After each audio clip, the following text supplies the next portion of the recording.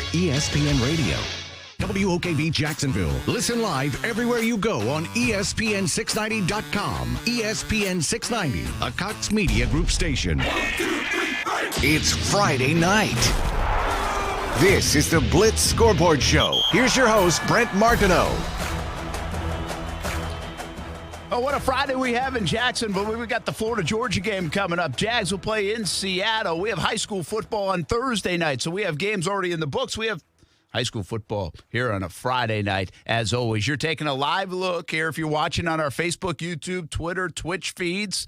And you can do that, and we invite you to do that because we'll show you some finishes. But we have a live look right now at Fletcher and Ponte Vedra. And as always, where we get these scores from, they always flip the score boards around. Ponte Vedra is actually winning this game 21-6. Looks like Fletcher just scored. But this has been all Ponte Vedra so far in this game. Fletcher already a district champ, already in the postseason. Ponte Vedra trying to make a late run into the postseason with a couple wins down the stretch. They're still alive for a playoff berth.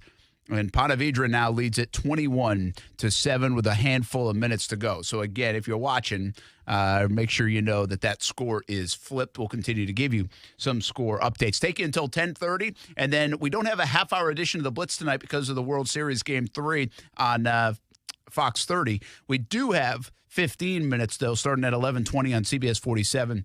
And then after the World Series game, we'll have that same 15-minute edition of the Blitz. All the social media platforms, of course, as well, if you miss any of the action from last night and tonight. So what a weekend we have. What a week we have in Jacksonville. We absolutely love it. We had a beautiful fall football kind of night here in the River City. And so let's talk all about it and get you posted on all the updated scores. We'll get some analysis from Kevin Sullivan. We'll get some coaches in. And, again, we'll continue to give you some live finishes from around the area. Marcel Robinson's up in Camden County with Lowndes, St. Augustine, and Gainesville going at it, 14-14. Stuart Weber's at that one. So we've got some really good games. Clay and North Marion, huge game, 7-7 is the last score we've got in the third quarter. Welcome in Kevin Sullivan. He's up in Clemson, South Carolina. You still at TD's like you were earlier, or have you found a spot at a hotel?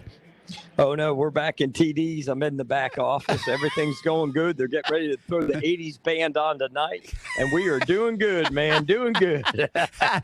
You say back in TD's. My question to you is, did you ever leave? Well, I had to say back in TD's, but no, we haven't left. Hey, the wings are really good. Oh, man, you got to get the Tiger fever. I told you that when you got here back in the Trevor Lawrence days, early days. That's awesome. Very good stuff. Florida State, Clemson tomorrow, and Coach Kevin Sullivan's there for it. We've got our Committed to the Uncommitted coming up as well. Well, I know you've been paying attention. You love high school football so much, and you've been at weddings with this show, and now you're in Clemson, South Carolina with this show. I'm telling you what. When I say I'm all in, man. I'm all in. Yeah, when I say Committed to the Uncommitted, I should just shown 2 minutes of you. What do you mean? We got to go. We got things to do. It's week 9. Are you kidding me? That's awesome. How about some early thoughts? I give you Clay and North Marion first, 7-7. That's a huge game. We'll get to the St. Augustine score in a bit, but first start with Clay. That's a district championship kind of game. And as we talked earlier and yesterday, that the loser of that game could be in significant trouble. Yeah, I think it's an elimination game. It's basically a playoff game tonight. Both those teams with the RPI, they're like 9. The loser's like 10.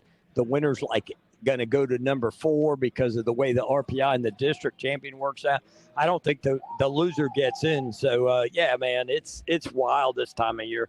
Well, and Stuart Weber is down at the St. Augustine game, and that's another elimination district championship potential game, definitely district championship, and a possible elimination game. 14-14 the score with Gainesville down there in St. Johns County, and not a lot of time to go. So heck of a football game down there, and we kind of expected that, didn't we? Yeah, we did. And, both those teams are really good, really solid, coached really well. And, it's just 6A is so crazy. It's like 10 points, 15 points separate the top seed to the number 10 seed.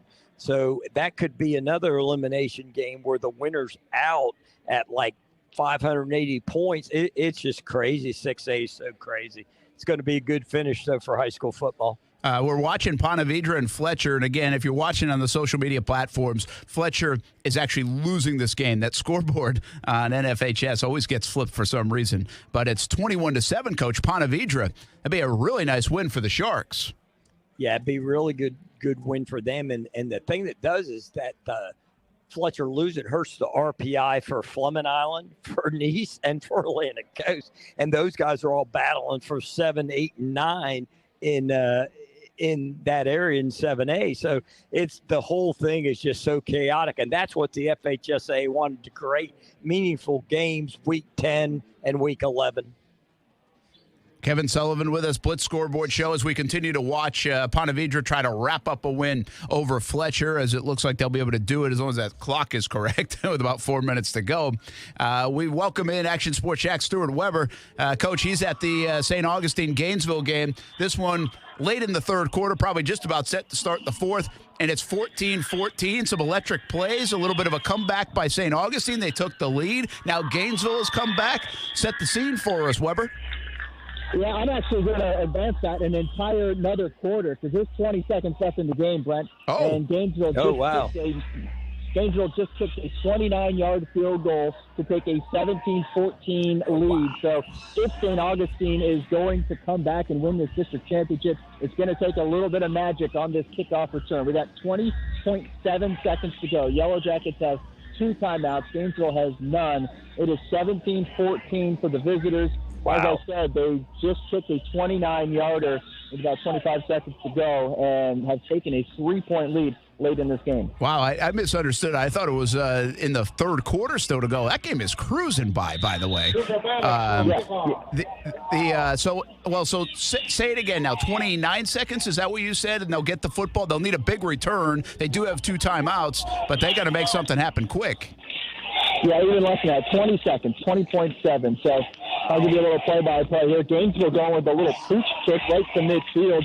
Kind of fumbled around, and Jackets are going to have the ball at about their own 40-yard line with 16 seconds to go, and they have 2 timeouts. They need a field goal to tie, a touchdown to win it. 16.66 left on the clock. And they're at the 40 or 30? They're at their own 40. This is me jogging down the field. That's why you hear me out of breath. Well, you jog, and Kevin Sullivan, what do you got to do here? You got basically 2 timeouts, maybe two, 3 plays to try to get in field goal range. Yeah, and they'll have a good kicker, so you got to get something. They're probably going to rush. We got to get something on the out route. You could throw one over the middle and catch it, and then call timeout. So you got to get probably at least to the 30 to have a chance to tie the game. All right, Weber, give us an update. All right, 1st and 10. They throw it right across the middle. You get a first down all the way to midfield. The clock stops on the first down. Looks like they're going to spike it here. Even though they took the timeout. There you go, brother. Making the smart move there. You got 2 timeouts and really not much time to use them. So pick up about 11, 12 yards there on that first play. So right at midfield, 11.6 seconds left on the clock, down by 3. I mean, realistically, you got to pick up 20 here if you want to get to a 47-yard field goal, and that's still tough unless you're Liam Padron, right? Yeah, Padron kicked a 49-yarder today for Bartram Trail. He's been on fire lately. So, yeah, Coach, I mean, not too many. I mean, you really need a big-time play right here in a hurry. Yeah, I think, again, you still got time because you got a timeout. So if you can get a 10-yard gain, call timeout, and then take another shot and get it in there and maybe get an out route or something quick. You got to get in there and get it done. All right, Weber, take us through it.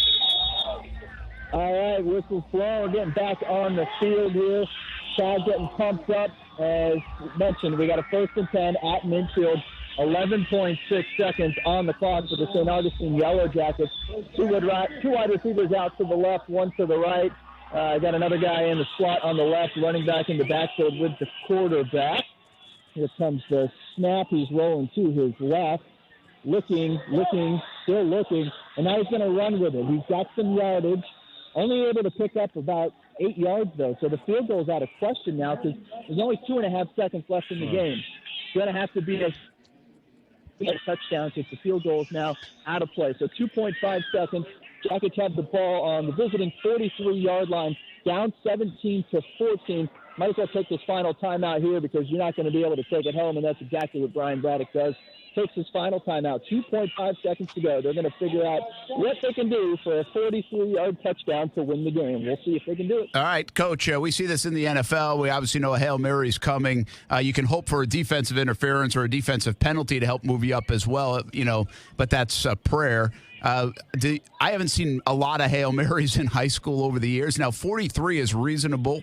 Kid can probably throw it that far is my guess. Mm-hmm.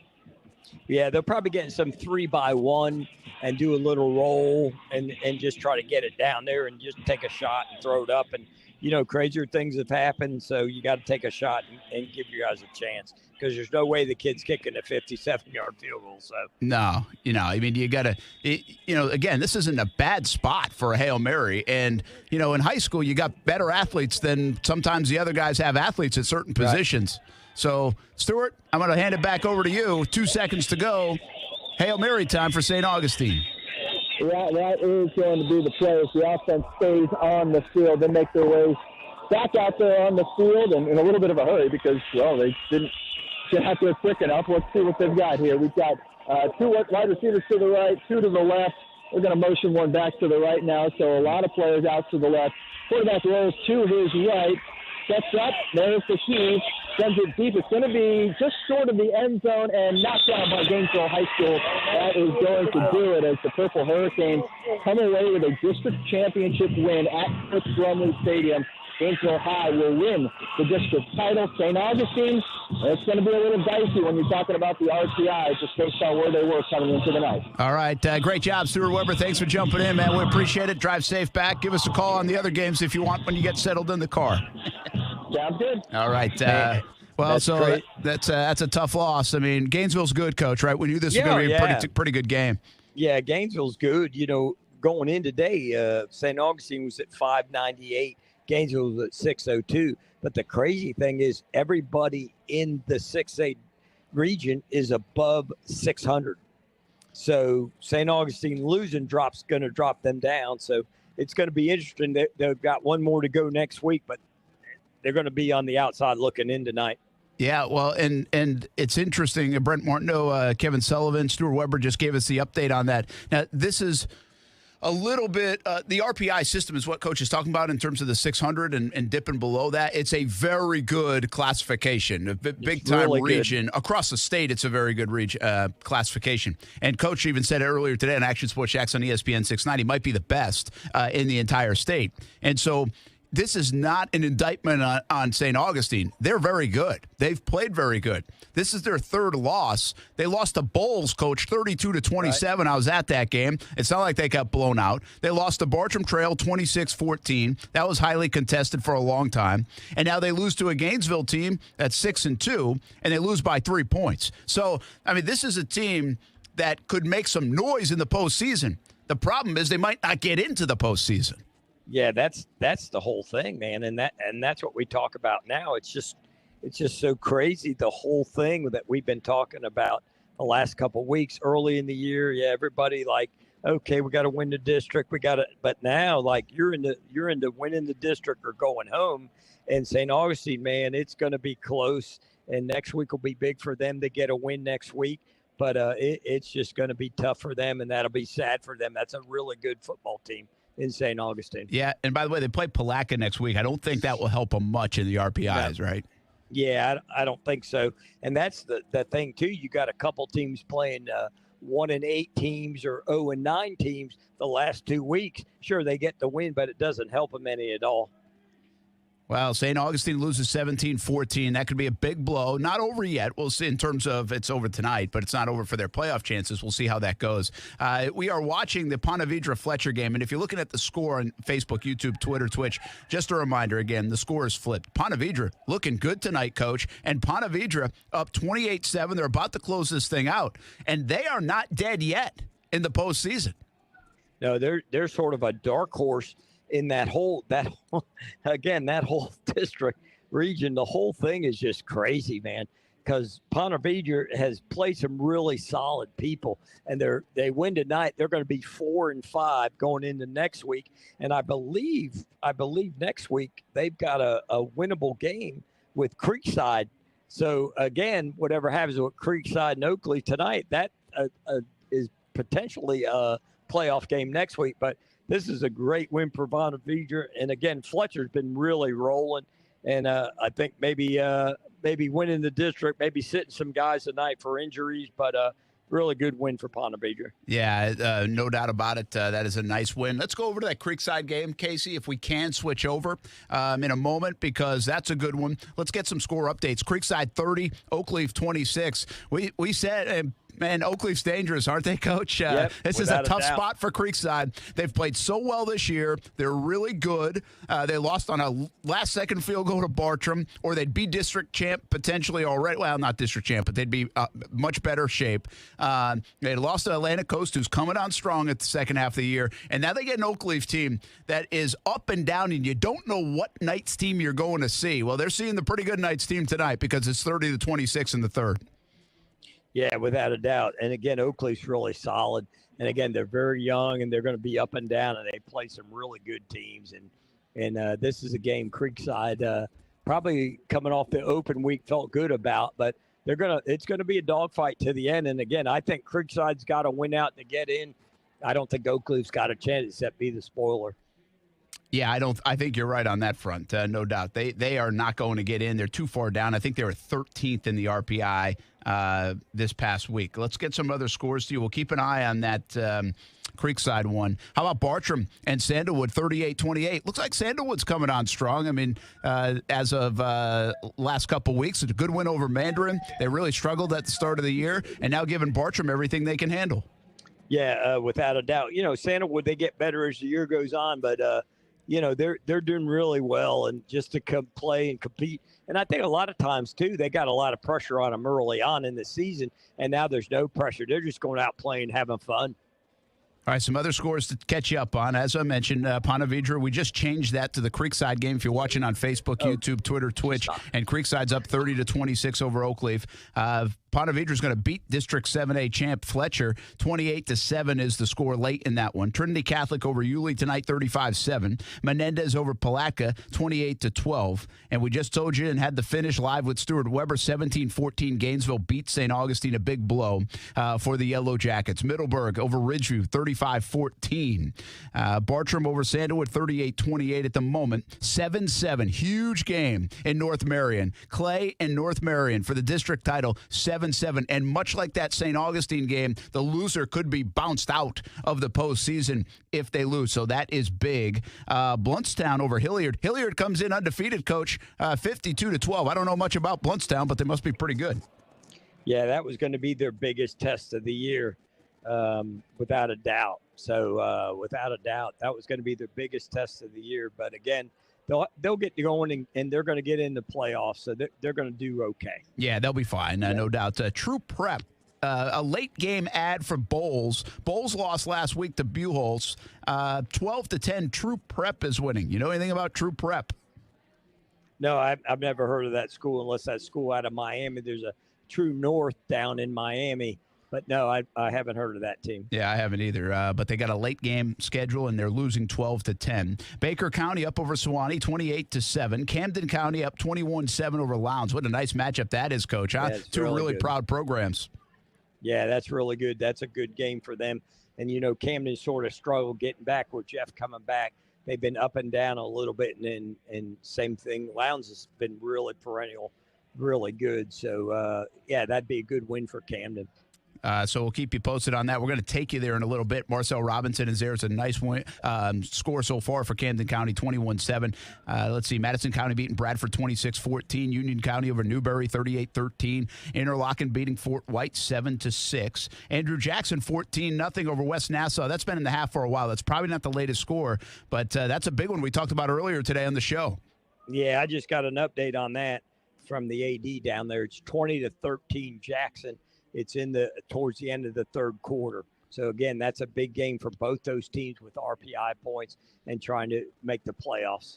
Yeah, and I think West Nassau is sixth in that region. Right. And I believe it's Andrew Jackson's fourth. And there's no district champ automatic qualifier and stuff. So that is It feels a little bit like a bubble game, although not automatic if one were to lose. That's a tight game there between Jackson and West Nassau. Harvest Community over Berry and Christian, 28-13. Santa Fe over Eastside, 14-10. Brunswick beating Bradwell Institute up in Georgia, 42-0. Let's see, what else do we have here? Pass along a couple other scores. That looks like it's it for now. Let me scroll right back through, make sure we don't have any updates, especially on that Clay North Marion game. Still 7-7 at last check is what I'm getting. I think that is everything for now. Now, we go back to last night. Couple scores, and we'll take a break. Episcopal loses to University Christian 37-19. Providence loses to PK Young 42-20. Baldwin over Wolfson 53-zip. Ed White, big win, coach, last night over Terry Parker 31-27. That was a wild game. Yeah, they said it was wild, 60-0. Ed White was up, and then Parker came back, and then Ed White went like 91 yards in 93 minutes. Crazy ending, but that's a good win for Ed White. Get him to 6 wins, and they're definitely going to be in, and Parker's going to be outside looking in. Hopefully they'll get in the 5As. Riverside 38, Westside nothing. Riverside continues to look good, just a one blemish over against Columbia. Atlantic Coast, coach, 24-0. They've really turned it on, put themselves right in the mix in 7A.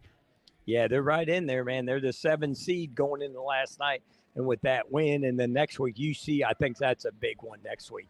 UC could get the quality win. Atlantic Coast could get that quality win next week, and that would definitely put them in. But it'll be interesting. Again, it's 7, 8, and 9. Those 3 teams in 7A: Atlantic Coast, Fleming Island, and Nice. Bishop Kenny 42-7 over Paxton. They continue to look good. Rains beats Columbia. What a nice win for Rains, 35-13. They get 2 wins in 5 days. They beat Ribault, their rival, last Saturday, and then they get a win last night over Columbia. It's 4 losses for Columbia, who's also had some impressive wins along the way. Keystone Heights 32, Stanton nothing. So that's yesterday's scores. Today's scores, we got a couple of days of high school football. Late in the third quarter, you're watching on Facebook, YouTube, Twitter, Twitch. Creekside and Oakleaf, this is a good game, 30-26.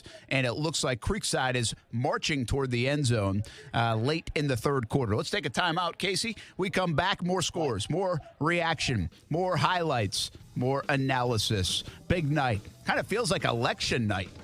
You know, watching this RPI and the results and how it impacts other things. Really a fun time. The RPI has created a lot of intrigue and drama late in the season. Here we are in Week 10. Beautiful atmosphere and setting for high school football on a 70-degree night, and also a big week in Jacksonville, Florida, Georgia here. And we've got a lot of drama in the high school ranks. We'll be right back. Action Sports Jacks on ESPN 690. We call it the Blitz Scoreboard Show, presented by Baker Sports and the University of North Florida Ospreys.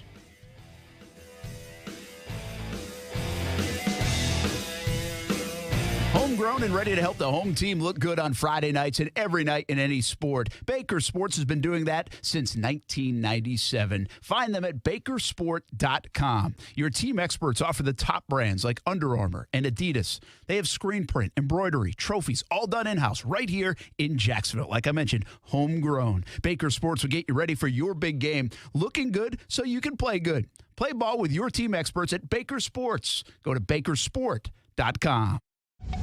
Keep climbing. It's intercepted. Picked off of the 12. He will go down. He finds the promised land. Touchdown, FSU. This is your home for FSU football. Outside the numbers to the 10. 5, 3, 2, 1. It's a touchdown, Florida State. Intercepted. Picked off of the 33-yard line. Noles win. Noles win. Catch live coverage of the Seminoles all season long, right here on your home for Florida State football. Sponsored by Willie Jewell's Old School Barbecue. Smoked for hours. Served in minutes. Now, the first alert forecast on ESPN 690. A brief shower in a few spots this evening. Otherwise, clearing skies, kind of cool tonight. Temperatures will drop to near 50 by morning. Partly sunny and breezy on Saturday with highs only in the lower 70s, dropping into the 40s inland tomorrow night. From the First Alert Weather Center, I'm CBS 47 and Fox 30 Action News Jack's Chief Meteorologist Mike Burrish. Injuries on the job can cause you to lose control. I'm Glenn Levine from the law offices of Anna Jar Levine. Money is not coming in and your medical bills are piling up. Our legal team is here to help. We can help you file all your workers' compensation claims to make sure you get the proper benefits you're entitled to. If you've been injured on the job, call the law offices of Anna Jar Levine at 904-600-4000. That's 904-600-4000 for a free consultation and take back control of your life. office in Jacksonville. Tonight's game on ESPN 690 is sponsored by Cora Physical Therapy, now open on Boone at Haddock and Kingsland and coming soon to Brunswick. Come in for a free screening. Cora, treating everyone right. Learn more at coraphysicaltherapy.com. As America's largest injury law firm, size is our strength. Morgan & Morgan. Check out the University of North Florida Ospreys at unfospreys.com. Each and every week here on Action Sports Jacks on ESPN 690, we'll bring you the swoop minute to catch up on athletes at the University of North Florida. Student athletes had a cumulative 3.46 GPA in 2021. 8 A-Sun Scholar Athletes of the Year last year, by far the most in the conference. Over half of the student athletes were on the Dean's List, and they won A-Sun championships 3 different times and appeared in 8 NCAA championships. Follow the UNF Ospreys at unfospreys.com. Hey, welcome back. We call it the Blitz Scoreboard Show. Brent Martineau, our Hall of Fame coach. Kevin Sullivan, he's up in Clemson, South Carolina. No, he's not recruiting. He's watching the football game tomorrow. FSU Clemson, you can hear it right here on ESPN 690. Coverage starts at 1:30.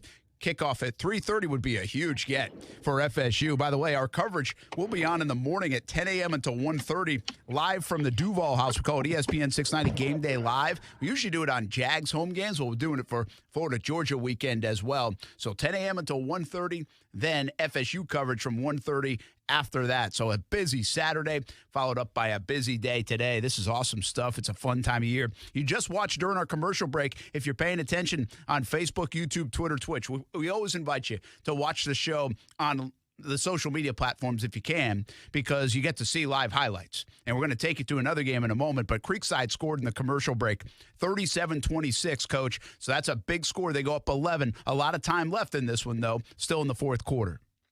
Yeah, Creekside's got a chance. You know, like I said, they're going to put it away. And then up by 11 going into fourth, they just got to play really good defense down the stretch.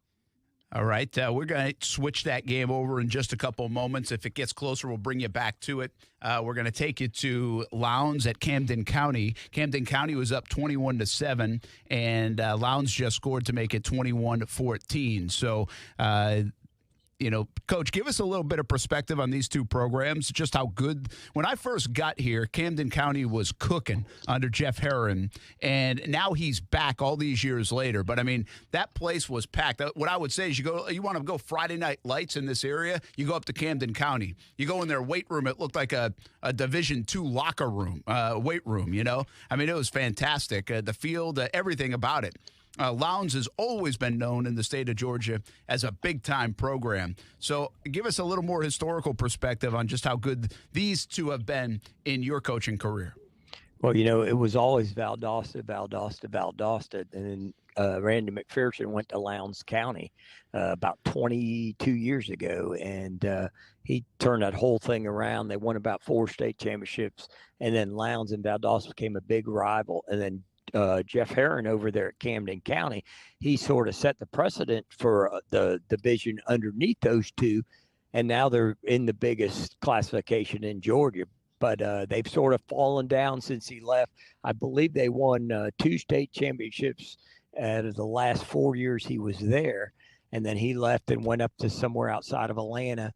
And they've just been really average over the last, 6-4, 5-5 over the last 5 or 6 years.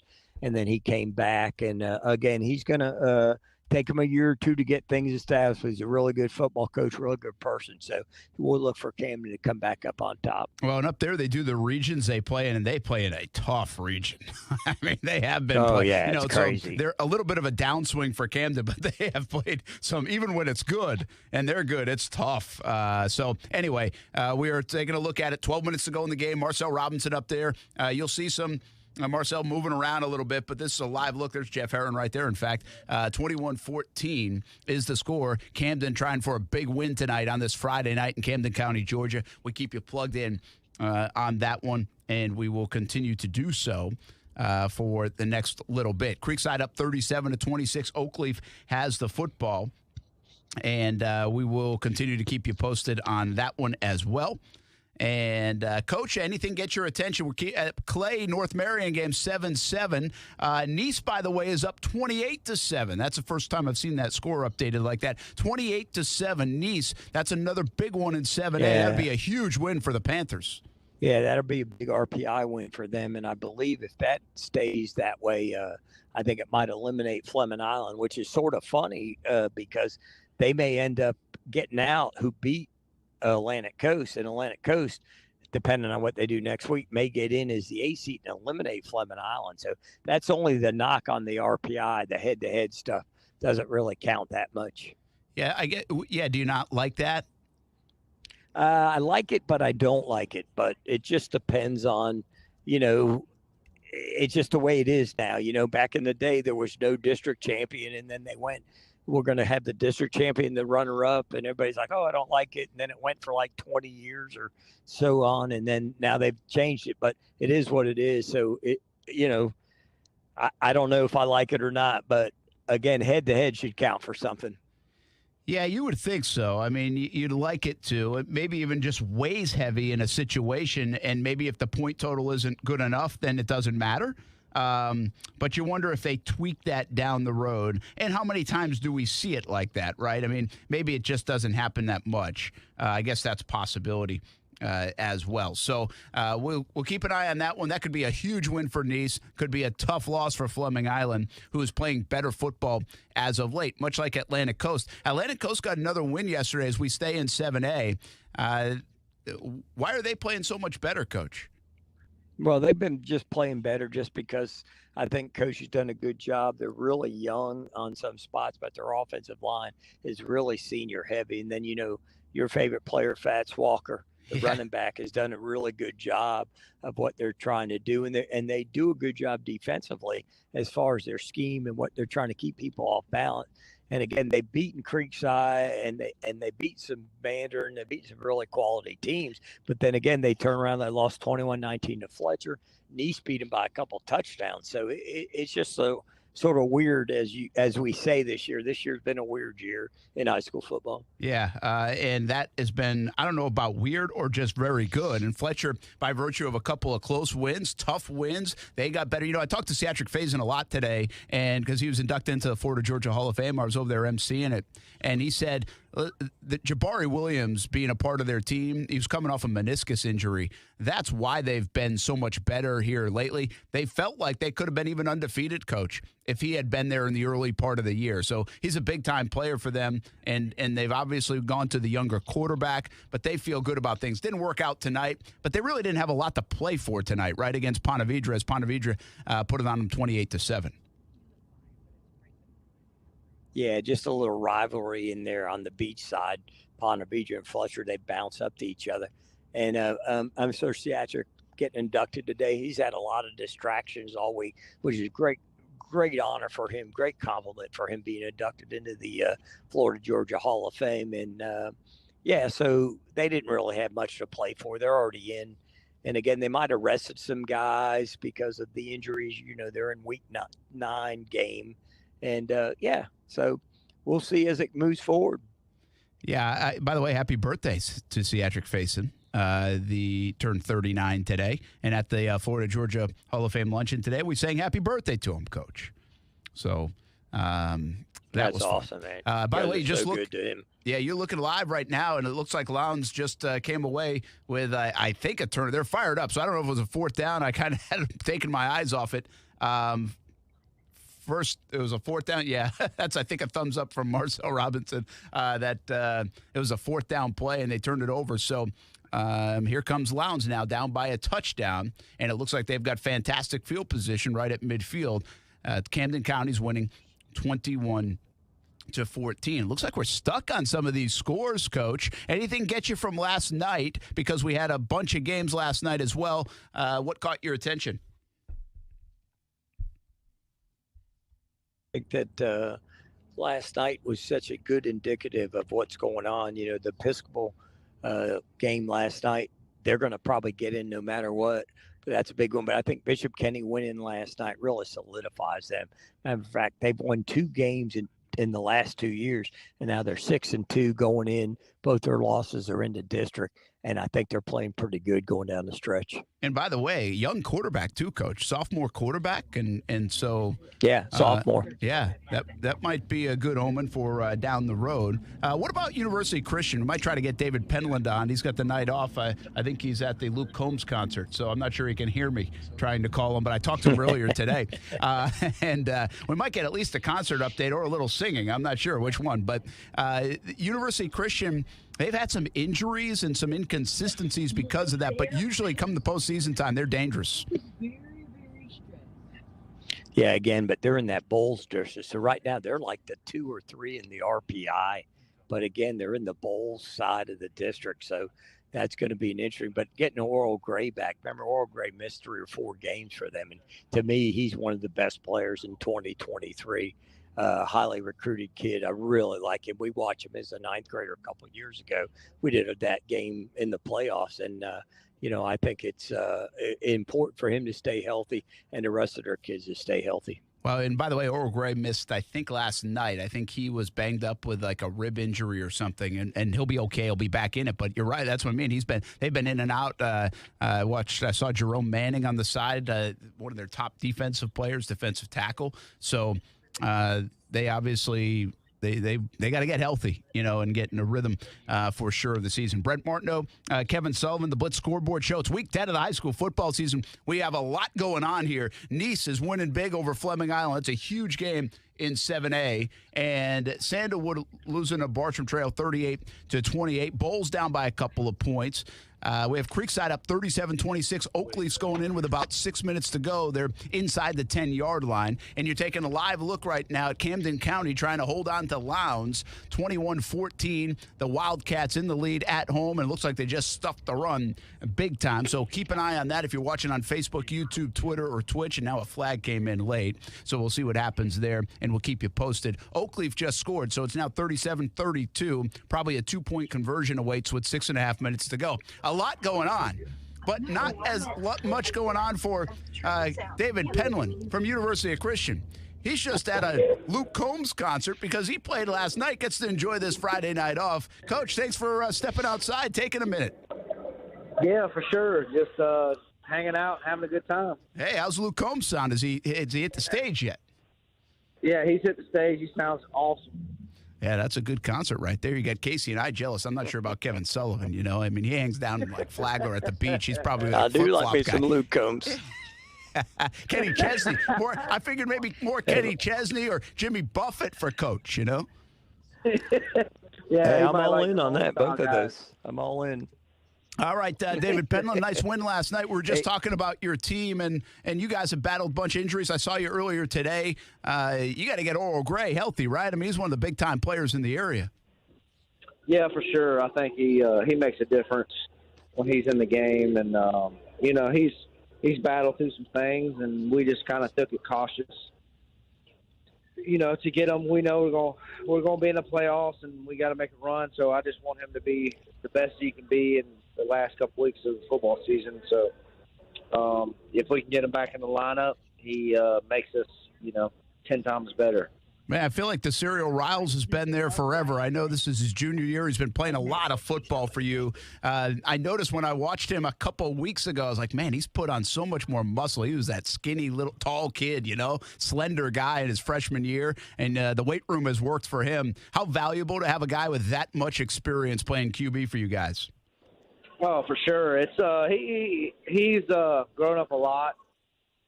He's put on, he's kept growing. He's put on weight. He's worked out super hard in the weight room. He's done a great job. He's just one of them kids that, if he wasn't playing quarterback, he'd be playing running back. If he wasn't playing running back, he'd be playing receiver. If he wasn't playing receiver, he'd be playing DB. He's a kid that you got to put him in situations where he can strive, where he can get the ball, where he can do things. So, obviously, we're going to try to do those things, and we're going to move him around a lot, We bring some quarterbacks in, put him at running back. We put him at receiver.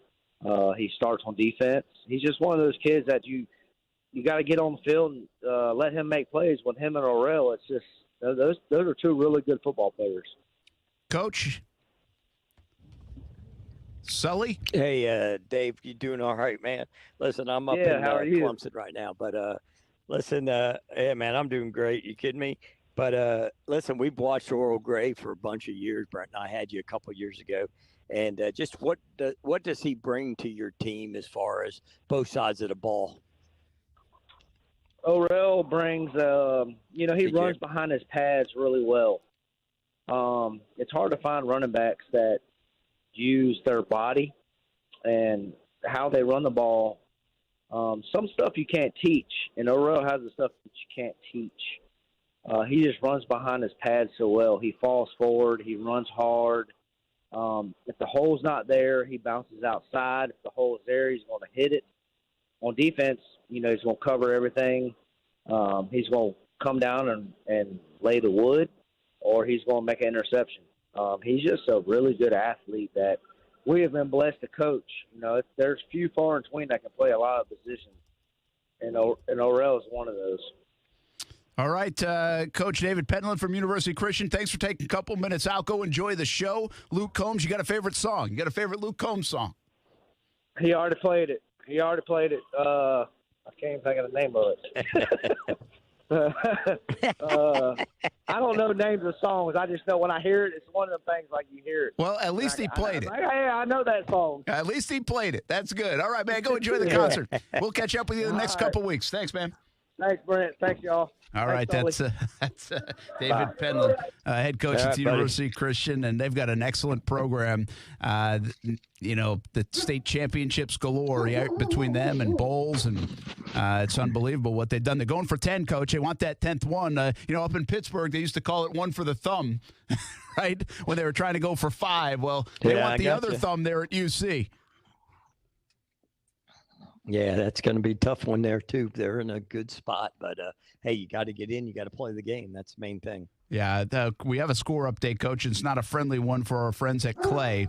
It is now 19-7 North Marion, so they've scored 12 points unanswered over the last quarter or so. It's in the fourth, and that might be a tough one to overcome since Clay's been sitting on 7 points most of the night. Meanwhile, Creekside up 37-32. Oakleaf did not score a 2-point conversion, but they did score the touchdown. It's a one-score game. First down, Creekside, 5 minutes to go at home. They're going to try to run a little clock and get the running game going.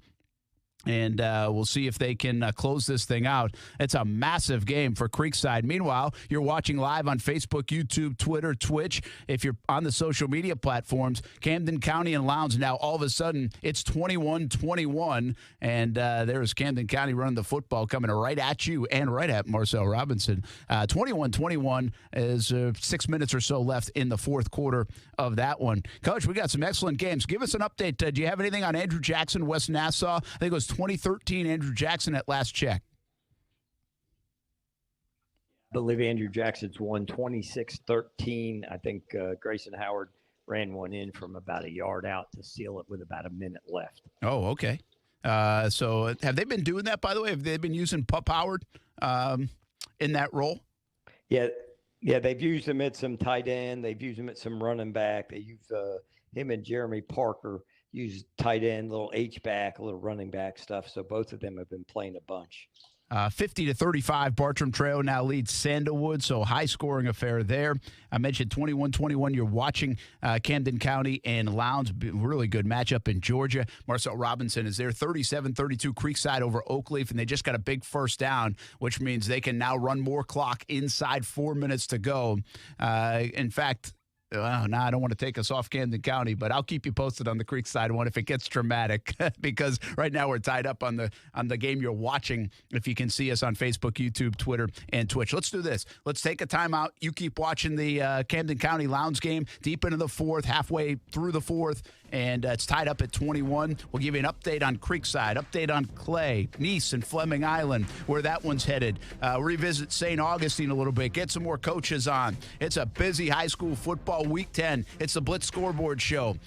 Scores, analysis, highlights, reaction, and live video if you're watching on Facebook, YouTube, Twitter, and Twitch. We'll be right back on ESPN 690.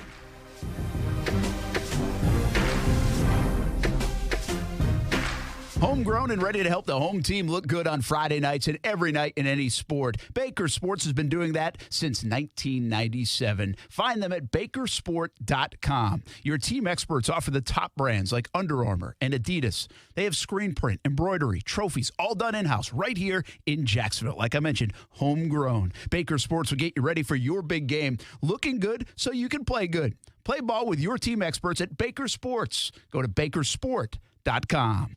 This is Action Sports Jax. I think I'm getting closer and closer to doing the anatomy of the screenplay. I mean, what the hell? I mean, why can't we run a screen in Jacksonville for 14 years since I've been here? 14 freaking years we can't run a screenplay. And then on defense, we can't stop the damn thing. They can't stop a screenplay. We can't run a screenplay. What is going on in Jacksonville? I mean, it's unbelievable. They run screenplays in high school. Real-time, authentic conversations and a chance to win Florida Georgia tickets. How can you do that? Well, you download the Relevant app, RELEVNT. Relevant app is a new group messaging app that drives those real-time, authentic conversations. And this week, you have a chance to win Florida Georgia game tickets. You have to go to our ESPN 690 Vibe or go to the WAPE Vibe. Find clues how to win tickets to the game. But first things first, download the Relevant app, RELEVNT. If you're experiencing domestic violence, it is not your fault. Hubbard House is here for you. You are not alone. Hubbard House provides free services and emergency shelter to survivors of domestic violence in Duval and Baker counties. Call 904-354-3114 anytime, 24/7 to confidentially speak to a caring advocate. Tonight's game on ESPN 690 is sponsored by Cora Physical Therapy, now open in Kingsland and soon in Brunswick. At Cora, we do getting better, better, and faster. Call or come by for a free screening. Learn more at coraphysicaltherapy.com.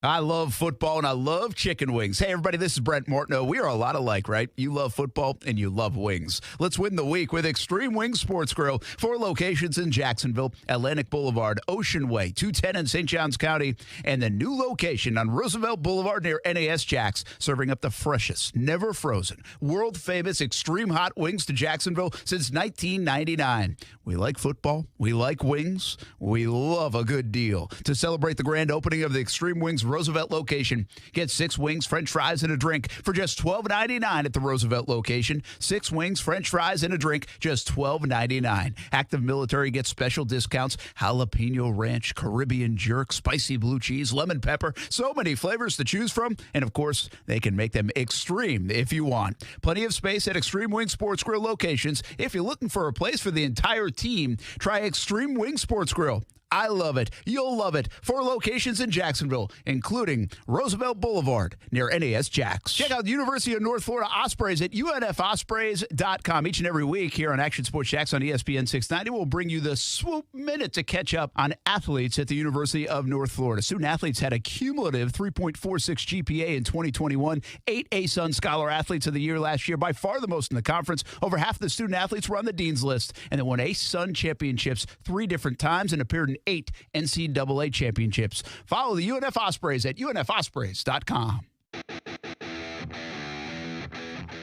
Hey, welcome back to the Blitz Scoreboard Show. Brent Martineau along with Kevin Sullivan, our Hall of Fame head coach, for analysis and much more. He's up in Clemson. Going to check out that FSU-Clemson game tomorrow, and we appreciate him joining us on the show. We're here until 10:30, folks, tonight. We do this every Friday night, week 10. We actually only have a few more Friday nights to go.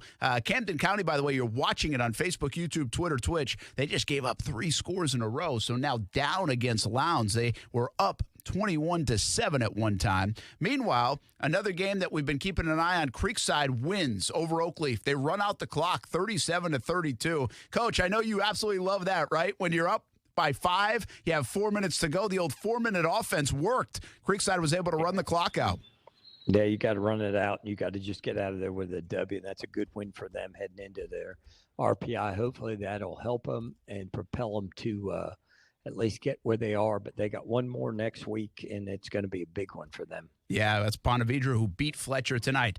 Speaking of big games, let's bring in Donovan Maslin right now from Rains High School. The Rains Vikings with the night off. They played twice in like a handful of days. Beat Ribault, already a district champ, and then last night, an impressive win against Columbia. Coach, I hope you're enjoying a feet-up kind of night on the couch, perhaps, on a Friday night. You don't get many of those, but a nice win last night. You don't get many of it, so, me and my wife, we chose to enjoy the night with family and friends tonight, and, we just enjoying the night off, and, the kids, get some rest over the weekend and get ready for Vero Beach next week. Well, you got to be loving the way you guys are playing. Obviously, it's stress-free in terms of the playoffs. You were able to get there. You don't have to figure out the number crunch and everything. You took care of business. But, again, impressive play these last couple of weeks. I mean, that's a good Columbia team. You kind of dismantled them for a little bit last night. Well, after the Ribault game, we had to turn the page real quickly. We told them it's an NFL-type schedule. We're playing. It's almost like you play on Sunday, then turn around and play on Thursday. And, it was a big boy mentality that we had to take advantage of. And we watched film on Sunday as a coaching staff when we knew up front their defensive line was very tough. Their two defensive ends, 43 and 44, was definitely tough on the edges. And we had to make sure we accounted for them in the run game and in the passing game. And, the offensive staff, and, they had a great game plan in place. To kind of get the ball out quick with our quarterback, to kind of get him in some good rhythm. We didn't give up a sack, to my understanding. That was very good. We started out fast in the first half, was able to run the ball and do some RPO stuff on the outside.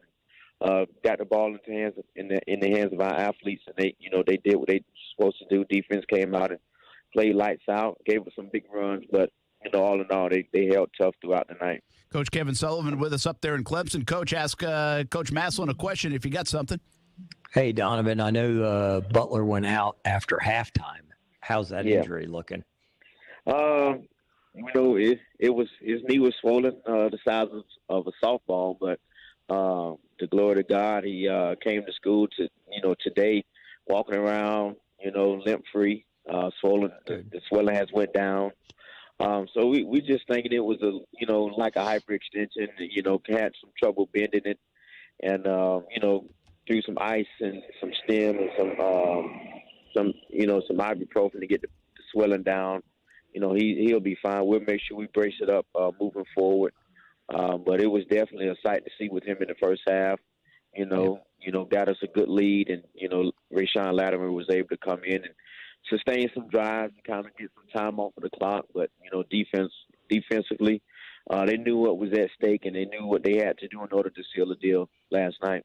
Donovan Maslin with us here from Rains High School. Let me ask you one more question. I mean, he just mentioned Carlton Butler. I mean, I think he gets a little overlooked around here. He's been terrific for you guys. I feel like he's been there forever, by the way. But the guy's got a lot of playing experience, the toughness to him. I mean, you guys have weapons, but he seems to be kind of that heartbeat of your team. I mean, do we have that right from the outside looking in? Definitely. He's been a guy that's been in the program 4 years. He's been through a lot on and off the field, but he's been a guy that's been dialed in, and he's a wholehearted Viking. He has that Viking spirit. He's definitely overlooked for his passing, for his running, for his playmaking ability. He's just a kid that wants to, make the big play for the team. He wants to show the coaching staff that he can carry the team and, lead them in the right direction. He's definitely a part that we've been missing offensively coming into the season. We had certain things that we wanted to do offensively, and it got kind of put on halt, but it was never denied. We knew, we had faith in God that he was able to heal him up throughout the season. And he came back last night and, put on a good show in the first half. I definitely, would say to any college coaches that's out there listening, Carlton Butler is a dynamic dual-threat quarterback who can lead an offense, who works hard in off season to get his body right for the season, and he's definitely a big time playmaker. All right, well, we got to get him on Committed to the Uncommitted. Coach Donovan Maslin, go spend the rest of the night with your family. Appreciate it. Good luck down the road. We'll talk to you again. Thank you for having me. Yes, sir. Y'all enjoy. All right. That is Donovan Maslin, head coach at Reigns. Let's go right back to the phone line. Steve Price, Ponte Vedra, thanks for hanging on the line, Coach, and congrats on a nice win tonight. I think the final was 28-7 over Fletcher, who's district champs, keeping you guys alive here in your first season. That's a huge win for the Sharks. It is. I'm thrilled for our kids, our seniors. Seniors especially. This was senior night, and the Ponte Vedra people have been fantastic. And I'm just thrilled they got that win and can enjoy that. Well, you guys are playing some pretty good football right now. How nice is it to know you're still in the mix? How hungry is your football team knowing that there's still a chance? Yeah, we're just taking it one day at a time, one play at a time, and one game at a time, and we're obviously we hope we can get in and maybe there's a chance, but we just have to take care of what we can control. That actually goes kind of into what we preach all the time, is just kind of focus on what we can control, let all the chips fall where they may, and that's what we'll do. Coach Sullivan's up there in Clemson. He's joining us here on the Blitz Scoreboard shows he does every week. Action Sports Jacks on ESPN 690. Coach Sully, ask Coach Price something if you got something. Yeah, I got something for you, Coach. Now that you're like 9 games into this St. Johns County, this Duval County football, what do you think of this area in football-wise? And I love it. I know this. Any given night, I think there's a lot of competitive games out there. We've got great coaches in the area. Obviously St. Johns County has been really, really successful through the years. It's just kind of it's an honor to be part of it, and an honor to be part of some really, really good football. I'll tell you what else. You guys have a great atmosphere, a lot of good atmospheres in St. Johns County, but the Shark Tank can get loud. I bet it was rocking tonight. It was rocking tonight. I'm telling you what, man. I looked up there, and we were 3 and 5 coming in tonight, and our student section was absolutely packed, man. We got the best students in St. Johns County, man. Well, Steve Price, Ponte Vedra, that's a nice win over Fletcher, who's been very good this year. And now I think you go to Creekside next week. Creekside just beat Oakleaf, so that'll be a huge game for both of you. Good luck next week, and congrats on the success tonight, Coach. Thank you so much. All right, Coach. Steve Price and from Ponte Vedra High School. Coach, how many times have you told me on a microphone before, one week at a time, one game at a time? Yeah, well, that's what it is. You can't get too high and can't get too low as the coach, as your team, as you move forward, and that's Coach Price is new to the area, and he's had some big wins and he's had some tough losses. So he's just trying to keep his kids level-headed going into next week, which next week for them could be a playoff win for them. Yeah, it could be. By the way, we took Camden County off the screen for a moment. Good call by Casey. It was an injury on the field, so we didn't want to put that out there on Facebook, YouTube, Twitter, and Twitch. So it's back up and running now. Camden County down by a touchdown. It looks like 2 minutes to go if my eyes are not failing me, although they are probably. And Camden County's driving, so they've got the football with a chance to go in for the tie against Lowndes. It was 21-7 at one time, Camden County. The Vikings have come storming back, scored 21 unanswered, and there you see it, 3rd and 2, ball in the 29, 2:17 to play. So keep an eye on that game if you're watching. We always invite you to Facebook, YouTube, Twitter, Twitch. You can see the live action and the live finish. We'll come back. We'll talk about it. Let's take a break for the top of the hour, and we'll have committed to the uncommitted. We go out to Baker County. We update you on some other scores, maybe another coach or two, and the finish of this one up there in Southeast Georgia, a really good game, 2 really good programs. Lowndes leads Camden County 28-21 with 2 minutes to go, but the Wildcats are driving. We'll be back. Blitz Scoreboard Show on ESPN 690, presented by Baker Sports and the University of North Florida Ospreys.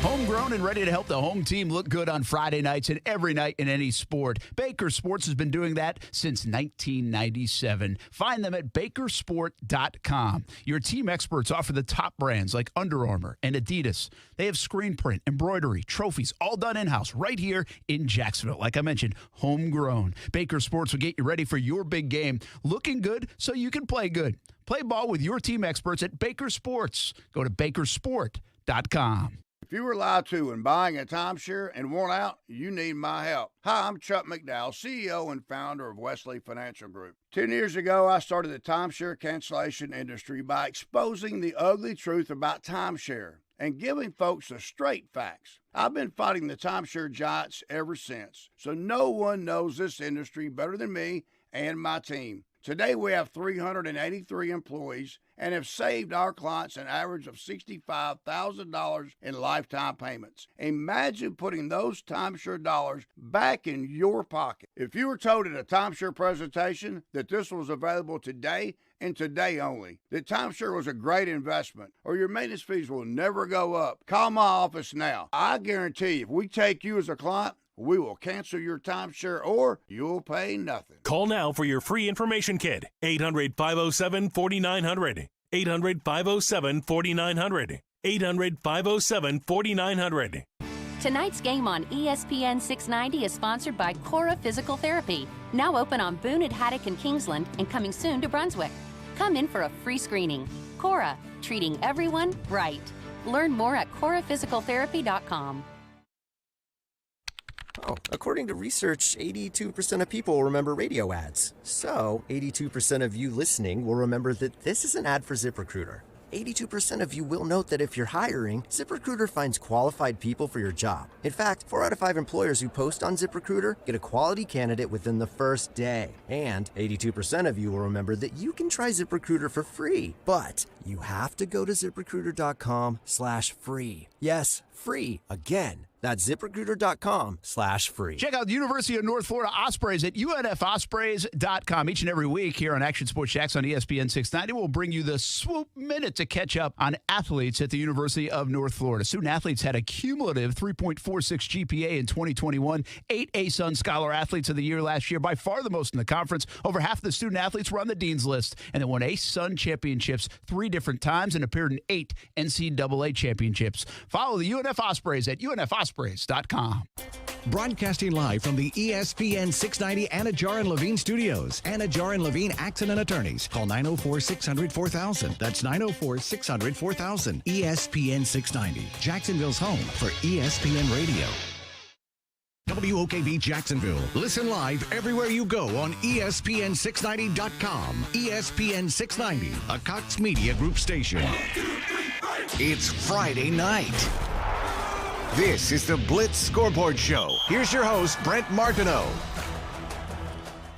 Hey, how about this? We got ourselves a 1-point game, big extra point coming up as we're in the break. If you're watching on Facebook, YouTube, Twitter, or Twitch on Blitz Scoreboard Show, the extra point awaits for Camden County, as it looks like Caden Alberti just made it into the end zone, the senior running back. I hope I got that right in his name. But that is a touchdown, 28-27, 51 seconds to go. What a football game that is up there in Camden County, Coach. Yeah, that was 4th down and like 6, and they ran like buck sweep reverse. And the kid did a nice job running, made a guy miss, got down there about the 2, and then they stuck it in. So, man, this is huge extra point. Might be going for 2 here now. Well, they just put this thing away. Lowndes called the timeout. Casey, you can see this before. Oh, no, I can see this live now, right? I'm in my old mode, but I can see this live now, too, so that's nice. And I think it was Lowndes that called the timeout. What would you do, Coach? Well, you're at home, so they always tell you if you're at home, you want to play for the tie and go to overtime. But, Coach Aaron ain't got nothing to lose, so he might go for 2 to put this thing away. Yeah, I mean, extra point away. So it looks like their offense could be coming back on the field. Analytics? Was it analytics? Is that what everybody talks about these days? Here we go. I think they're going for it. I think they're going for 2 also. Yep. They're going to go for 2. Huge. So let's see. What do we got lined up here? We got. What do you like? You're running. They're going to run the same. I think they're going to run the same play. They scored a touchdown, a long run on the touchdown. That little buck sweep reverse thing. That I'd like to see that.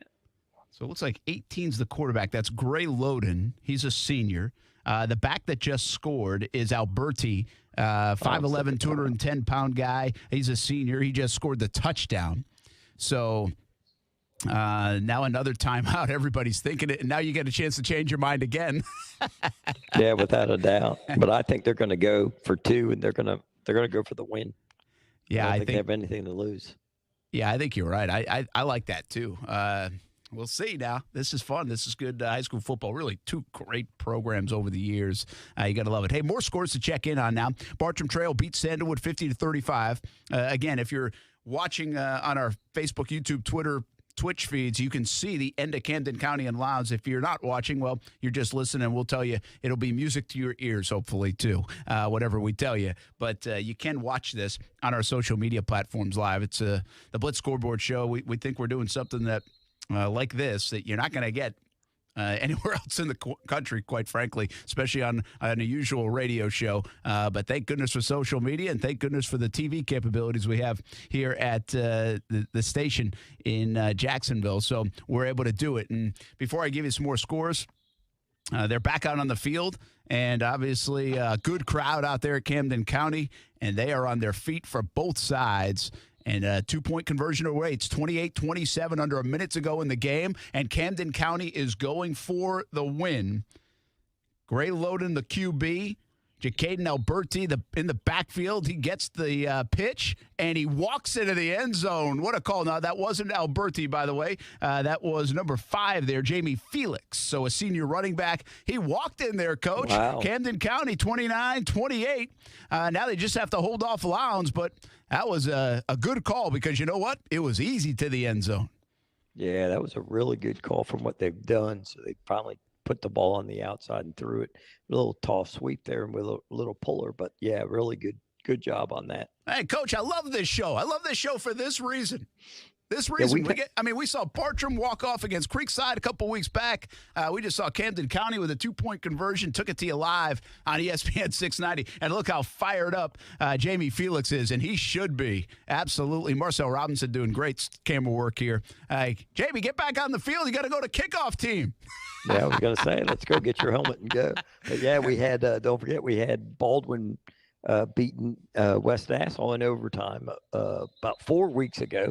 So we've had some really good finishes. I'll tell you, we started this last year, and we did the same thing last year. It was like 6 weeks. We had just excellent finishes and really good games. It shows you the quality of football around here, but a lot of fun to take at some of these late games. While we watch the final 51 seconds and see if Camden County can hold on, be a huge win over Lowndes, we give you some other scores. Andrew Jackson, 26-13. Coach, set the table why that's such a big one for Jackson here tonight. Well, that's a big win for Jackson. That's the first winning season since 2009, and also secures a really solid playoff berth for them.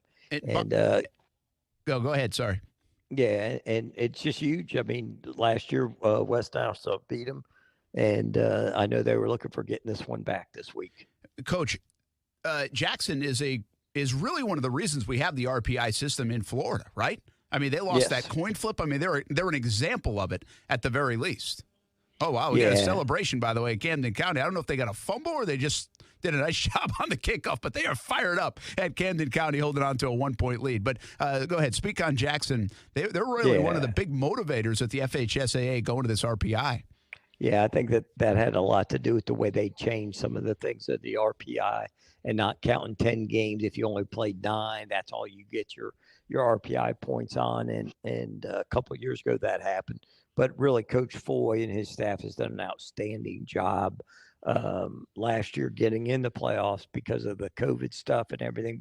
But this year they've done a really good job.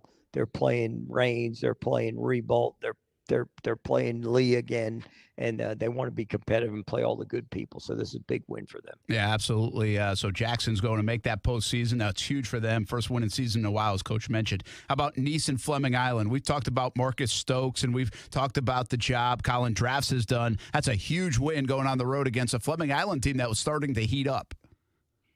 Yeah, that's a really good win. And, they've had a 2 losses back-to-back, Nice.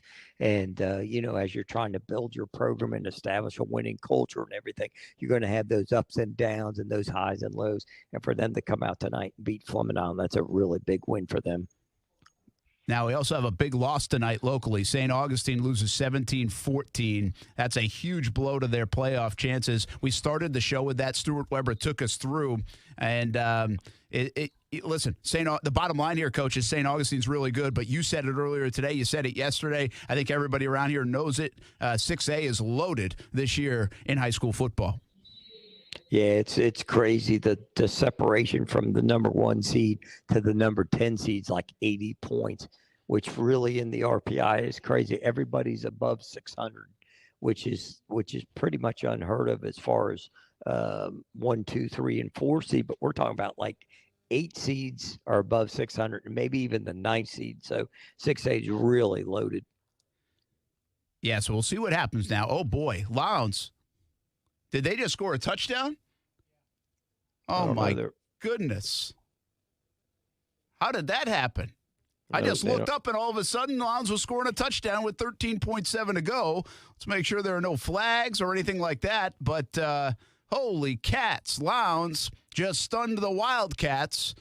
They got the ball with about 41 seconds to go, and now with 13 left, they just scored after being down 29-28. And I kind of missed the early part of the play. There was a lot of green grass in front of, or green turf, in front of Lowndes there. And they look now like they're going to win the football game, Coach. That is a heartbreaker for Camden County. Yeah, it looked like a little scramble drill. Quarterback got out and ran around, and then the DB just lost a wideout. Scramble drill, when the quarterback gets out, you just lock on the nearest guy and just run with him. But it looks like they got away through a nice ball, and then it was probably about a 70-yard touchdown pass. That's what happened. There was some Kyler Murray going on in the backfield, moving left and right, and when Marcel panned the camera, that was the only guy in the shot. He made the catch and just ran down the field. Wow. I mean, that's like your worst nightmare, Coach. I mean, you probably try to prevent, but once the scramble stuff starts going, again, this is like – this one makes it a little bit different than watching some like really good college football games might have tomorrow, Florida, Georgia, or an NFL game. It's like sometimes there's some athlete separation, right? Like whether it's the quarterback or whether it's a receiver, and all of a sudden that guy's 3 steps behind you. And I'm not sure that's the case in this moment, but I think that's why we see some of those breakdowns that maybe we don't normally see at the other levels of football. Yeah, it's a just really good play by both those kids. The quarterback did a good job buying time and everything. And I'm actually trying to rewind it to see if I could see if that was the running back coming out of the backfield up the seam. I know he scored a couple of times at number 4 for Lowndes. And pardon me because I don't know his name, but I'm going to look it up right now if I can. And I've seen him running free with nobody able to chase him down a couple of times in this fourth quarter. Remember, it was 21-7 in favor of Camden County. And now all of a sudden it's 35-29 Lowndes. They had actually taken a 28-21 lead, and Camden County came down, scored 2-point conversion, looked like they might win it. And now here's Camden County trying for a miracle finish. There's under 10 seconds now to play. They probably just have one play left. Chase Belcher, by the way, is the running back for Lowndes, and he has been terrific in this game and might have just scored the game winner running back / wide receiver. He's been doing a little bit of everything for Lowndes, and the Vikings now hold a 6-point lead with less than 8 seconds to go and looking to finish off a stunning victory over Camden County. That one's going to leave a mark. Do you still remember those kind of games, even though you're now retired? Oh, yeah. You always remember the ones that you got away at the end. Shoot, you always remember the losses, not so much the wins. But, yeah, that's crazy finish right there. It's about a 70-yard pass with, 10, 11 seconds left. Yeah, golly, that's a tough loss for Camden County unless a miracle gets pulled off. We're going to get Sean McIntyre in a moment, but let's make sure we don't see another miracle play here. Camden County with 7.9 to go. Not much you can do. They throw it over the middle, and it's incomplete. So they'll get one more play off, and then that will be it. Lowndes is going to stun Camden County. They got the ball back with 40 seconds to go, just scored with 13 seconds left, and it looks like they'll win this 35-29. And it can happen on a Friday night. Yeah. It can also go the other way, 37-32 Creekside with a massive win tonight over Oakleaf. Sean McIntyre, head coach of the Creekside Knights, joins us now on the Blitz Scoreboard show. Coach, heck of a win, and that's a big deal for your postseason hopes. Yes, sir. Yes, sir. Thanks, Brent. Thanks, Coach. I'm really proud of our guys, man. It was awesome to watch. We answered our kids answered the bell every time, and it was proud. It was proud of them and fun to watch. Coach, we were watching it a little bit here, and the 4-minute drill worked. You know, we always hear about these 4-minute offenses in football. I'm not sure so often how often they work, but you guys got it done. You were able to run the ball to run out the clock. Yeah, on the field, the news reporter told me that Preston Strope had 47 carries for 321 yards and 5 touchdowns. Wow. So we were kind of in the 4-minute offense for quite some time there, and it was impressive to watch our offensive line and Preston go to work. Our offensive coaches, Coach Barnes, Coach Sparrow, Coach Evans, man, they did Coach Rollins, our running backs coach, they did a tremendous job tonight and really put us in a position to win the game. Wait a second. What are you, an old tight end 2-back and running downhill at people? What are you doing, giving a guy the ball that many times? That's unheard of in this spread. You're a spread coach, right? Yeah, we're not really a spread. You know, we're going to take what you give us, and we were actually in some 13 personnel. We had 3 tight ends on the field, and with Preston and 1 receiver, and that way we felt like that was a good matchup for us tonight, and our offensive coaches dialed it up, and we had some different shifts and motions and things that were able to create an edge for us. Well, the dogs like the win. The dogs are fired up. Easy, guys, easy. Sean McIntyre on Creekside High School. Hey, we highlighted Preston Strope on Committed to the Uncommitted earlier in the year, presented by Baker Sports. And you got to talk more about this young man, because 47 carries in a game that you guys have to have, and you lean on him big time. I mean, I just feel like he puts his name in the record books, right, in the lore of Creekside football with a performance like that tonight. Yeah, no doubt about it. And, you know, he kind of after the game, they asked me, you know, is it kind of old school performance? And I think we're kind of an old school program. We're going to do things the right way. We're going to address problems when they come up, whether we want to or not, whether it's easy or not. And our kids are going to go to work on a daily basis. And that showed off tonight. I mean, we were able to run the ball. Our second running back had multiple carries and probably had close to 50 yards. So, you know, when you run the ball close to 400 yards and you're able to sustain drives and get first downs, you know, it just proves the toughness of our kids, how hard they lifted in the winter, how hard they worked this summer. We had 30 kids with perfect attendance this summer. You know, it just kind of all of that is a culmination tonight when you're able to win a district football game. And our deal is our seniors' motto is unfinished. So, you know, we're not backing into the playoffs. We want to go into the playoffs, control our own destiny, and those things. And we know that that's right in front of us, and our seniors led us tonight, and Preston included, and I'm proud of them. Sean McIntyre, Creekside High School, huge win. What is your playoff picture in your mind? You get Ponte Vedra next week. They're still alive. I mean, does this kind of solidify you, or do you feel like you have to win next week? Well, our deal is unfinished, and that's our deal. Our goal this week was we started our playoff run this Friday night, tonight, and that's what we've been telling our team. We don't want to have to worry about math and have to worry about somebody winning and somebody losing. We want to control our own destiny. We know if we win next week, we're going to be in, and that's all we're going to concern ourselves with. And our kids did a great job of not looking ahead, not worrying about that, and worrying about tonight. And that's how we started our playoffs. We literally told the kids we start our playoffs tonight, and we're going to continue that motto as we move through the next few weeks. Lastly, we'll let you go unless Coach has another question for you. But Oakleaf, we said they're dangerous. They've been tough to figure out. They got a lot of talent over there. Got some youth over there. They gave everything you could handle, huh? No doubt. They threw the ball probably for 350 yards on us tonight, which is something that they hadn't done. You know, they're huge splits. Coach Avery does a tremendous job. Coach Garris does a tremendous job. They're huge splits. They put you in one-on-one situations on the perimeter, and their kids made a ton of plays. Their quarterback made a ton of great throws tonight, and their kids made a bunch of great plays on the perimeter, and it really hurt us. And so hats off to them. But, you know, our kids were able to respond and answer every time that they had a big play or move the ball down the field. And, you know, just really proud of the way our kids played. But hats off to Oakley. They're going to have a big game next week at Clay County rivalry game. All right. Appreciate it, Coach. All right, Coach. Nice win. Awesome, Sean. Appreciate you guys, man. I hope you have a great Friday. Thanks for calling.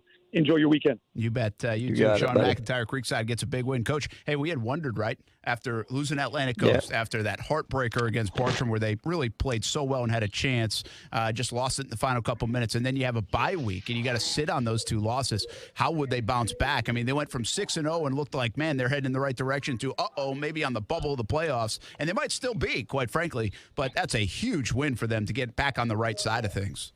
Yeah, that's a really big win. And again, the open week might have come at a good time for them. They had played 8 in a row. A little bit the last 2 that didn't go their way. So get away a little bit in the open week, get their kids refinished, and really make the push. And I like what he said. Hey, we want to control what we control, so we're going to try to win the games and not back into the playoffs with the RPI. All right. Hey, Coach, we always love to bring committed to the uncommitted. We just talked about Preston Strope. We did that earlier this year. How about 47 carries? That's unbelievable. Yep. And tonight we also want to bring attention to 2 kids from Baker County in our committed to the uncommitted. And let's start with Noah Ray, the quarterback for Baker County, class of 2022, 3.4 GPA guy, 6'2", 185. I mean, this is a guy that, he can do it in a lot of different ways. They're tough out there in Baker County. They absolutely love their football. They can run it. So can he. He makes big plays. They can make clutch plays. Baker County always in the mix, and Noah Ray has to lead the charge, Coach. This is a guy that can play at the next level. Yeah, the thing I like about him was last week he got knocked out, got a little dinged, missed a series, and then all of a sudden they bring him back in. He drives him right down the field, pulls one on the zone read, and runs for 30-yard touchdown. Sort of iced that game. And a real tough kid, really got a good feel of what they're trying to do offensively. And, yeah, I think he's got an opportunity to play at the next level. Yeah, and obviously the quarterback in these kind of the toughness, the grittiness of these kind of runs, especially that football team, it always seemed like there's a toughness to Baker County.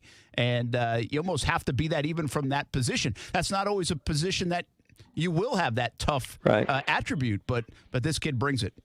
Yeah, and again, last week with him going out, getting his little knee tweaked and then missing a series and then just coming right back in and be like, hey, we're going to go, we're going to play. Listen, we got to go. This is a big game, and a really good job. And then tonight getting that win tonight. But, yeah, I think they might be the 1 seat in 5A right now. Yeah, and they continue to win. Kevin Mays gets it done. Noah Ray gets it done, and he'll beat you with his legs. He'll beat you with his arm. Committed to the uncommitted, presented by Baker's Sports, and we appreciate their support of this endeavor. It's really been fun to highlight some of the kids in the area, kids that have been overlooked a little bit, maybe due to COVID, maybe due to other circumstances. But Noah Ray is a fantastic quarterback for Baker County, and he is committed to the uncommitted. And we have Kevin Mays actually joining us on the line. I was kind of holding off for that and curious if we'd go to a break, but let's get Kevin Mays in. Baker County wins again this week, and we're highlighting a couple of your guys. Let's begin with Noah Ray. Coach, how good is this guy for you guys at the quarterback position? Oh, he's been doing a tremendous job here the second half of the season. It's his first year getting in there, and I think it took him a couple games to kind of understand what was going on, but he's got it under control now and is playing great. Yeah, go ahead, Kevin Sullivan.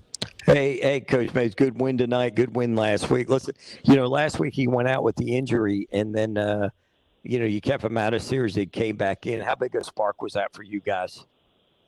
Oh, it was good, and he came back. He went out last week, and he came back, and we actually ran some power read with him, and I wasn't even thinking, that he maybe banged up his knee a little bit, but he pulled it and showed how tough and gritty he is and ran for a touchdown last week. And then, he put a little brace on it this week, and we ran a power read again with him. He scored again this week. So, it's a spark for the kids to see their quarterback come back in the game. Coach, Kevin Mays with us here on Blitz Scoreboard Show. Brent Martineau, Kevin Sullivan, committed to the uncommitted, presented by Baker Sports. Talk about Noah Ray. One more thought on Noah Ray, Coach. Is it hard when these guys have some intangibles, especially at the QB position? Is that hard to explain to college coaches? Everybody wants measurable stuff and super good athlete stuff and stuff that pops off the screen. Is that difficult sometimes to kind of brag about a kid's intangibles, IQ, those kind of things? Yeah, it's hard because they have a certain form and a look that they want out of a guy, and you try to just turn the film on and say, look what he does. He sees the guy that's open, or he can read coverage, or he switches the play to, if I call a bad play, he'll check us out and get us in a better play. So it's hard to say that because the college guys get stuck so much on numbers and what a guy should look like. All right, Kevin Mays, we're keeping you here because we've got 2 Baker County guys on Committed to the Uncommitted. First time we've ever highlighted 2, but they're from the same team. What about Chase Cruz? Now, these guys are really hard because there are no highlights of offensive linemen. But give us a little bit of insight on Chase Cruz, who I recently saw on social media. He got an offer from Gannon University. Yep, he's got Wingate, Gannon, Allen University, Stetson. I mean, he's a guy that I think has gone unnoticed and is really coming on here lately. But he's what you want. I mean, he's 6'3", 300, mean attitude, doesn't want to lose at anything, and every opportunity he gets, to bury somebody in an opposite-color jersey, he takes advantage of it. Yeah, and that's one of the things I liked about him because I coached those O-line for about 25 years, and just the little nastiness and the physicality at the point of attack. And I told Brent, we haven't done a lineman yet, so let's do a lineman.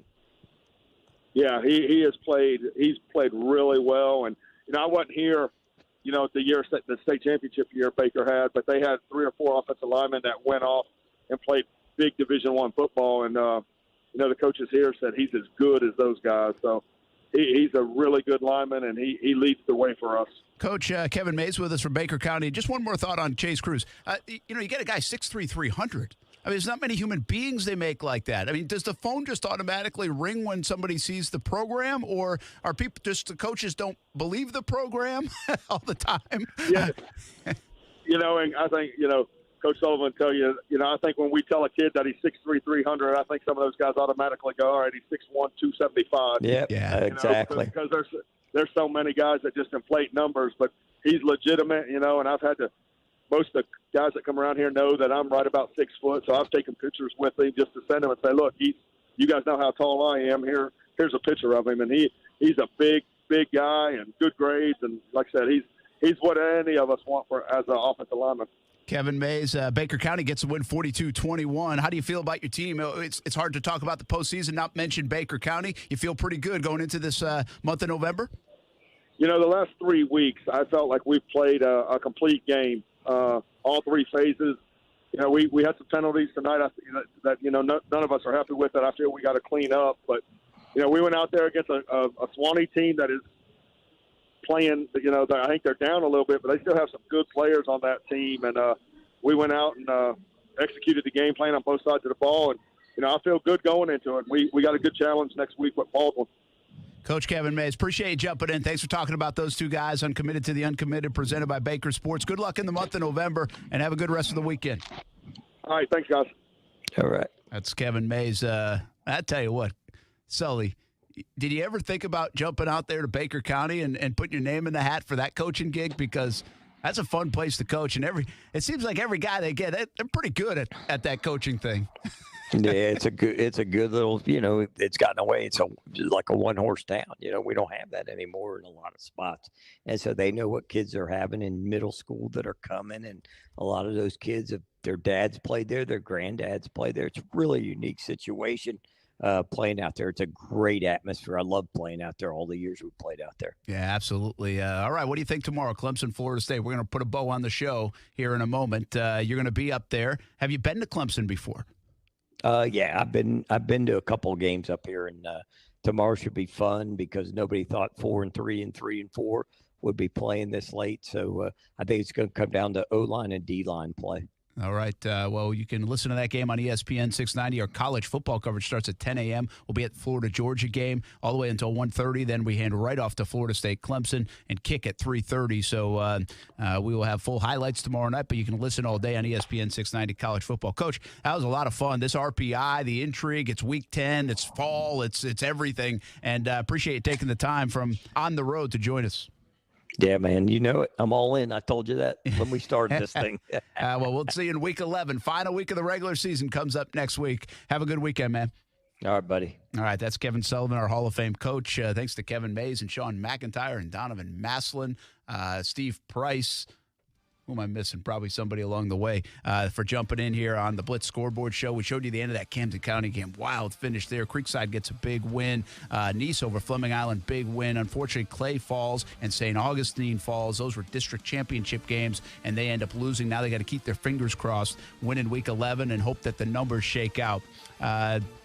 Big thanks to Baker Sports for what they do for high school football in the area and for the Blitz Scoreboard show, and to the University of North Florida Ospreys as well. Go check out UNFospreys.com for news, scores, schedules, results and any of the ticket information that you need.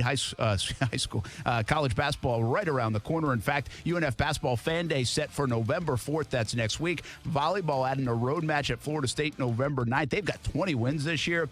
Men's basketball opens at Texas Tech November 9th. And the University of North Florida women's basketball team picked second in the A-Sun. Home opener November 11th. So UNFOspreys.com. Thanks for joining us, everybody. A lot of fun. We've got the Friday Night Blitz coming up at 11:20 on CBS 47. And Casey, sleep fast, man, because we're back at it at 10 a.m. in the morning. Couldn't be more excited. All the work Casey's putting in, we appreciate it. It's going to be a party tomorrow in downtown Jacksonville. We'll be down there. And by the way, find a couple of tickets to the Florida-Georgia game by downloading the Relevant app. If you haven't done it, do it, RELEVNT. And tomorrow, you might get your hands on a couple of tickets to the Florida-Georgia game. We'll see you on TV in a bit. And if you're wondering about that World Series, Game 3, Braves in the lead, 1-0. And by the way, pitching a no-hitter through 5 innings. Oh. Have a good night, everybody. We'll see you tomorrow morning in ESPN 690. Come find us there. 10 a.m. Our coverage begins.